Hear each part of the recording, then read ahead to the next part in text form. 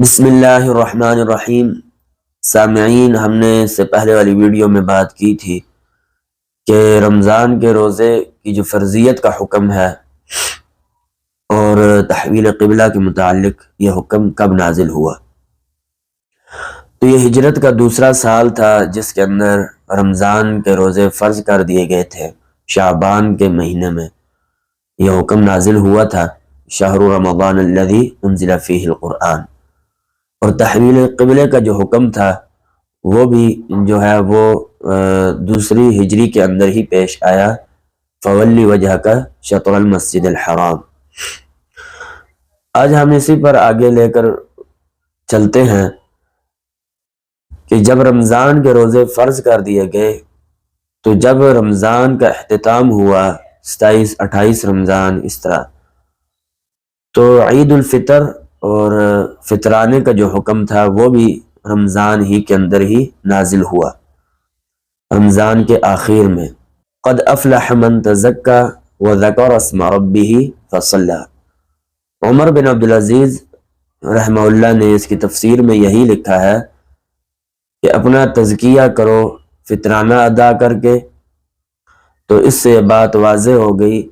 کہ رمضان کے آخر کے اندر فطرانے کا حکم بھی ہوا اور عید الفطر کا حکم بھی نازل ہوا، اور عید الاضحیٰ جو تھی اس کا حکم بھی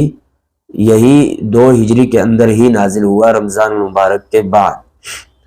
اور قربانی کا جو حکم ہے فصلی لربک وانحر، یہ بھی 2 ہجری کے اندر ہی نازل ہوا، رمضان المبارک کے بعد۔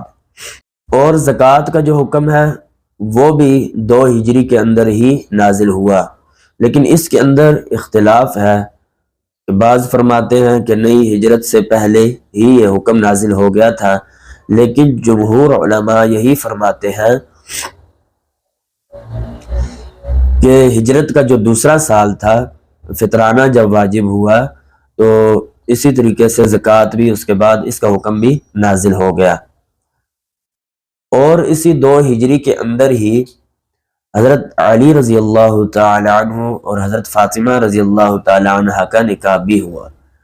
اور 2 ہجری کے اندر ہی حضرت عائشہ رضی اللہ تعالی عنہ آپ صلی اللہ علیہ وسلم کی دلہن بنی۔ تو اس 2 ہجری کے اندر بہت سارے احکامات نازل ہوئے۔ مختصراً آپ یوں سمجھ لیں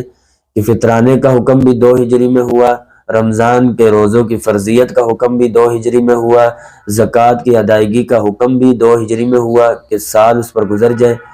یہ جو حکم تھا یہ بھی 2 ہجری میں ہوا، فطرانہ اور اس کے بعد عید الفطر اور عید الاضحیٰ کا حکم بھی 2 ہجری میں ہوا، اور اس کے جو 2 خطبے ہیں عید کے یہ بھی 2 ہجری میں ہوئے، ان کا حکم بھی 2 ہجری میں ہوا،